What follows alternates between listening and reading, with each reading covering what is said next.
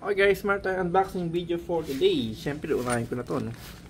Ayan. So, mayroon po siyang label at pag po usually mga ganito yung packaging niya is overseas po ito. So, galing po to ng abroad, ano?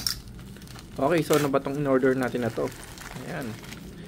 Okay, so meron tayo ditong actually, ano po siya, 1, 2, 3, 4. So, 4 bulb, 4-way na adapter.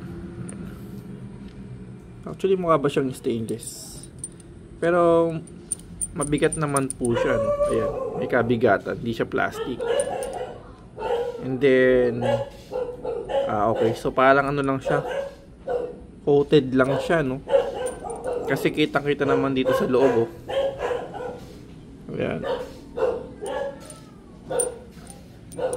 Alright, so di pa rin siya matetesting, kakabit pa natin. So saan ba siya kakabit?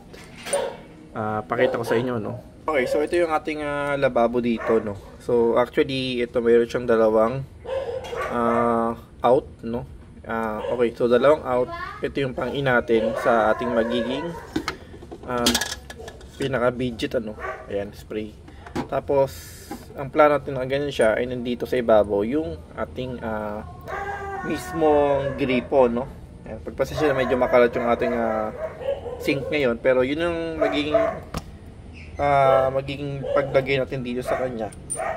Ayan. So kasi wala tayong mabili dito sa mga hardware, local hardware sa Pilipinas or dito sa ating area, kaya dito tayo tumingin sa Shopee tayo bumili. So ang forma niya ganyan. So, dalawang budget, tapos dito yung sa ating gripo. Okay, so far okay naman, and thank you for watching po, no?